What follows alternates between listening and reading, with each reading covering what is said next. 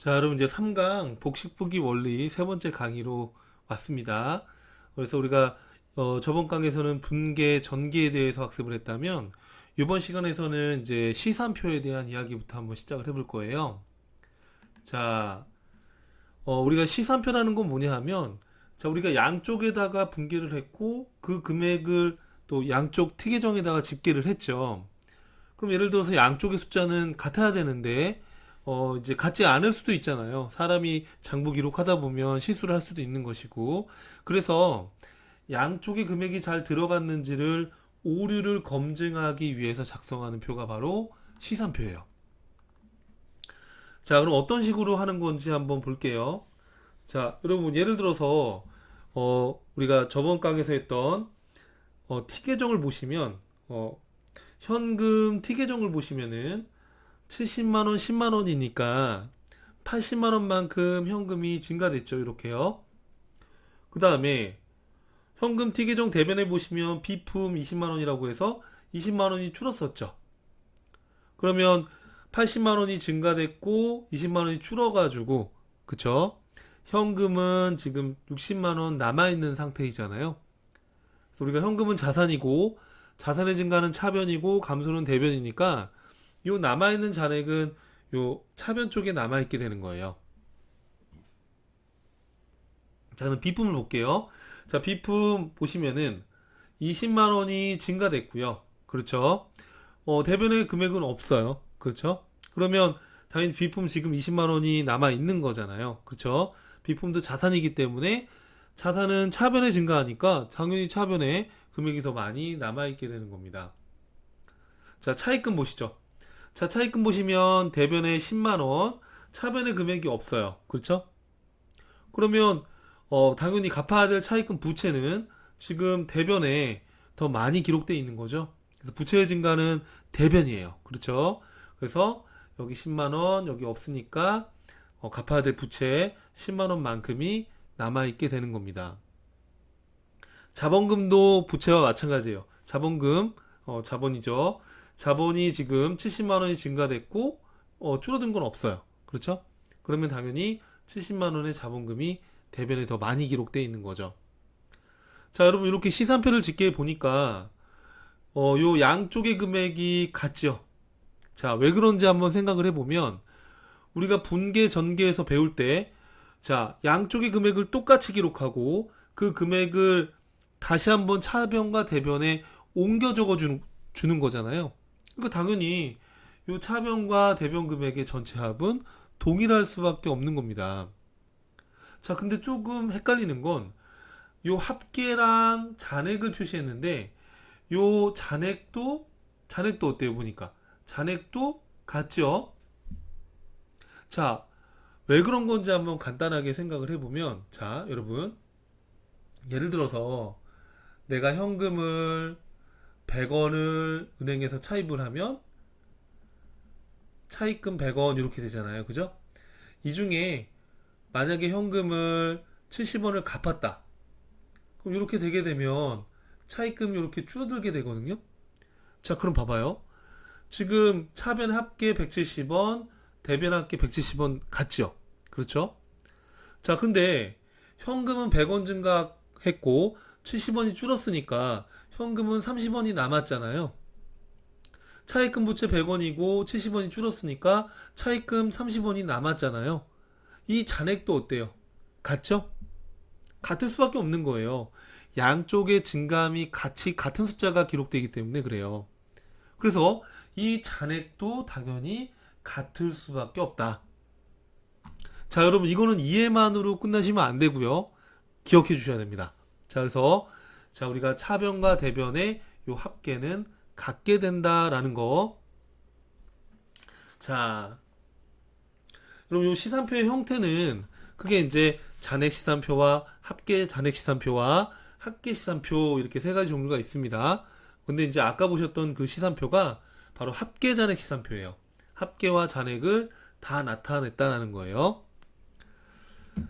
자, 그 다음에 나오는 내용을 보게 되면 자, 합계 잔액 시산표 상에서 차변과 대변의 합계와 잔액은 항상 같을 수밖에 없습니다. 그 이유는 같은 금액을 기록했기 때문에 그렇죠. 그래서 이렇게 차변과 대변이 항상 같을 수밖에 없다. 이걸 우리 뭐라고 하냐면 아주 중요한 말입니다. 대차평균의 원리라고 합니다. 대차평균의 원리. 차변과 대변은 항상 같다라는 의미예요. 자, 그 다음에 이제 기말수정분계라는 게 나와 있어요. 기말수정분계. 그럼 기말이라는 거는 우리가 12월 31일을 말해요. 기말이라는 건 12월 31일을 말해요. 자, 연도 중에는 거래가 매일매일 발생되면 그걸 매일매일 분계하고 또 특이정에다가 옮겨 적고 이런 작업을 해주는 거예요. 자, 그런데 12월 말일 날에는 연도 중에 우리가 차마 생각하지 못했던 것들이 있을 수 있어요. 자, 예를 들어서 비품 같은 경우에는 우리가 사용을 하게 되면 가치가 줄어들잖아요. 그 감가상각에 대한 거는 아직 반영되어 있지 않단 말이에요. 자, 그리고 예를 들어서 내가 상대방한테 받을 외상매출금과 같은 채권이 있는데 이걸 또 다 회수를 하지 못할 수도 있잖아요. 그런 대손의 위험성도 있거든요. 자, 그렇기 때문에 우리가 기말에 차마 생각하지 못했던 것들, 아직 반영되지 않은 것들을 마저 반영해서 우리가 1년에 한 번씩 결산을 해줘야 되는 겁니다. 그래서 12월 31일 날 추가로 우리가 반영할 게 있다면 추가적인 분계를 해줘야 될 거 아니에요. 그 분계를 기말 수정 분계라고 한대요. 자, 여러분 지금 단계에서 이거를 100% 이해할 수는 없어요. 그래서 이런 단계가 있나 보다라고 가볍게 보시고 넘어가시면 됩니다. 자, 그 다음에 이제 장부 마감이다라고 나와 있죠. 장부 마감. 자, 이 장부 마감은 뭐냐면 우리가 예를 들어서 1년에 한 번씩 장부를 결산한다라고 한다면 1년에 한 번씩 장부를 결산한다라고 한다면 결산할 때 한 번씩 장부를 마감해 줘야 됩니다. 자, 이 마감이란 개념은 뭐냐면 우리가 자산 부채 자본은 그 다음 연도로 그 잔액이 이월됩니다. 예를 들어서 12월 31일 날 현금 100만 원의 잔액이 있다. 그럼 그 다음에 1월 1일 연초에 현금이 없어지는 건 아니잖아요. 그러니까 자산 부채 자본은 잔액이 그 다음 연도로 이월돼야 됩니다. 자, 근데 문제는 뭐냐면 성과를 나타내는 수익과 비용은 그 다음 연도로 이월되면 안 됩니다. 왜 그러냐 하면 자, 우리가 성과라는 걸 따질 때 일정 기간이 있잖아요. 예를 들어서 1년에 한 번씩 성과를 보고한다 그러면 1월 1일부터 12월 31일까지 이 1년 동안의 수익 비용을 집계해서 이익이 얼마 났는지를 보고해야 된단 말이에요. 그죠? 그럼 만약에 전년도의 1년치 수익과 전년도의 1년치 비용을 그 다음 연도로 2월에서 만약에 누적해서 집계를 한다면 1년 동안의 성과평가에 대한 거를 정확히 파악해 볼 수가 없겠죠. 그렇기 때문에 우리가 1년에 한 번씩 연말에 12월 31일 날 1년 동안 벌어들인 수익과 비용을 집합손익이라는 계정을 써서 마감을 하게 됩니다. 그래서 수익에서 비용을 뺀 단기 순이익을 자본금에 대체해주는 이런 마감 분계를 하게 되는데요. 이런 개념이 마감에 해당이 돼요. 자, 제가 만들어 놓은 사례를 잠깐 보시죠. 자, 예를 들어서 1월 1일 날 현금 1,000원을 갖고서 장사를 시작했고요. 이거 앞에서도 얘기를 했던 것 같은데 한번 더 해볼게요. 1월 1일 날 1,000원 갖고 장사를 시작을 했고 1년간 벌어들인 수익이 700원, 비용이 500원이다. 단기순이익은 얼마일까요? 단기순이익은 200원이겠죠.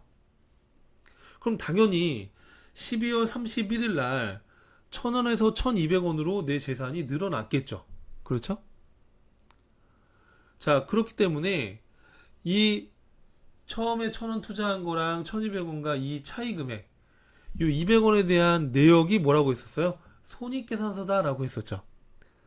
이처럼 1월 1일부터 수익 비용을 집계해야 되기 때문에 12월 31일 날 요 단기 순이익을 요 자본에 반영시켜주는 마감을 한번 해줘야 되는 거예요. 자, 어떤 식으로 하는지 한번 볼게요. 자, 어떤 식으로 하는지 한번 보겠습니다. 자, 12월 31일 시점에 1년 동안 벌어들인 수익이 예를 들어서 700원이다. 그렇죠? 그러면 대변했던 수익을 차변으로 기록해 주는 거예요. 자, 1년 동안 집계된 비용이 500원이다. 그러면 이 비용을 대변으로 집계해 주는 거예요. 그러면 대변에 잡혀있던 수익은 차변으로 없어지겠죠, 잔액이? 차변했던 비용은 대변으로 없어지겠죠? 그렇죠? 자, 그러면 200원만큼은 결국 회사의 재산이 늘어났을 거고, 이 당기순이익 200원만큼은 그 늘어난 재산만큼 내가 가져갈 수 있는 그 기업이 벌어들인 자본이 되는 거죠. 자, 그러면 양쪽에다가 숫자를 맞추기 위해서 여기서 집합 손익이라는 계정 과목을 이렇게 넣어주는 거예요. 이렇게. 그런데 어차피 집합 손익이라는 것은 마감을 하기 위해서 인위적으로 잡아주는 거잖아요. 여기 지금 700원이고 여기 700원이니까 자연스럽게 집합 손익은 상쇄돼서 잔액이 없어지고, 결국 수익과 비용이 상쇄가 돼서 결국 당기순이익만큼 요 자본을 잡아주게 되는 거죠.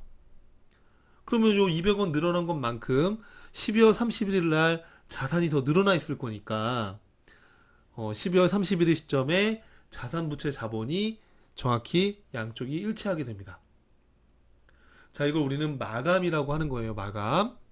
자, 그래서 우리가 봤던 내용들을 다시 한번 생각해 보면 결국에는 회계의 장부 기록의 흐름은 어떻게 되느냐?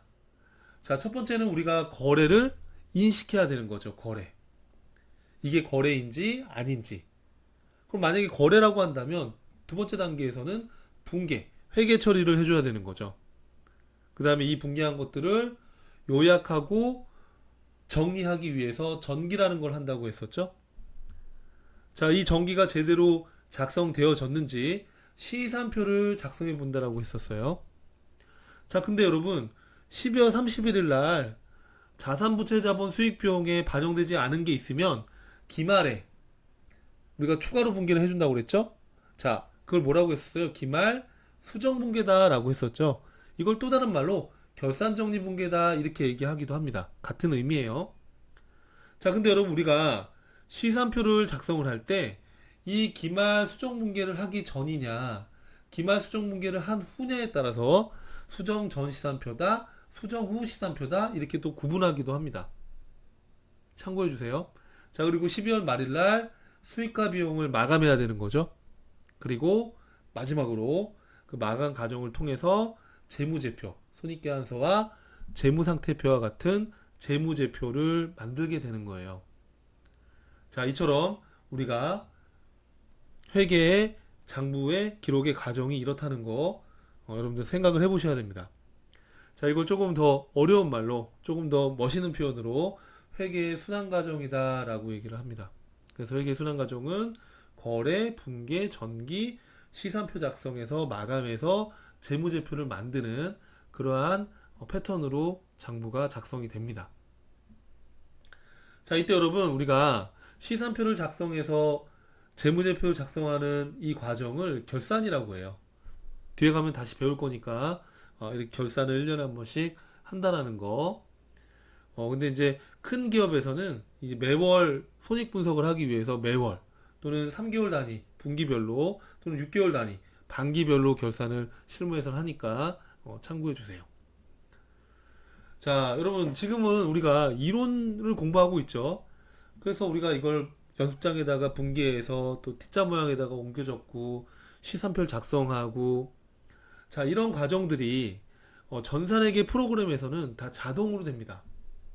그렇기 때문에 훨씬 더 쉽게 결산을 여러분들이 하실 수가 있어요. 그거 이제 프로그램 실습하면서 그때 설명드릴게요. 자, 그럼 우리가 지금까지 배웠던 거 관련해서 마지막으로 생각해 볼 것은 장부의 종류예요. 자, 여러분들 우리 강의 들으면서 어떤 장부들이 있었죠? 거래가 발생하면 붕괴를 붕괴장에다가 한다고 했었죠? 붕괴장. 자, 그 다음에 우리 T계정에다가 이 붕괴된 것들을 옮겨 적는다고 했었잖아요. 이 T계정을 다 합쳐가지고 총계정 원장이라고 합니다. 그러니까 총계정 원장은 그냥 티계정이다 그렇게 생각하셔도 괜찮습니다. 이해하시는데. 그래서 이 분계정 원장과 이 총계정 원장, 이 티계정 있잖아요. 그죠? 이거는 아주 중요한 장부이기 때문에 주요부라고 합니다. 이 분계장과 총계정 원장 주요부를 제외한 나머지는 이제 보조 역할을 해주는 보조 장부가 되는 거예요. 그래서 뭐 양식을 하나하나 우리가 보진 않았지만 현금 입출금을 나타내는 현금 출납장, 나중에 배울 당좌예금 출납장, 또 거래처별로 받을 돈이 얼마고 줄 돈이 얼마인지 이런 거래처 원장, 또 매출 매입과 관련된 매출장, 매입장, 또 이런 재고장. 자, 여러분 이게 뭔지는 아직은 잘 모르죠. 근데 이런 것들이 보조부에 해당이 된다. 그래서 여기서 기억할 거는 분계장과 총계정 원장이 주요 장부다, 주요부다. 이 정도는 기억을 해주세요. 시험에 나온 적이 있으니까요. 자, 그래서 여러분 지금 우리가 분계하고 전기하고 시산표 작성해서 마감해서 재무제표 만드는 과정을 한번 학습했습니다. 자, 많이 생소하고 어려우시겠지만 할 수 있다라는 마음가짐 잊지 마시고요. 다음 강에서 뵙겠습니다.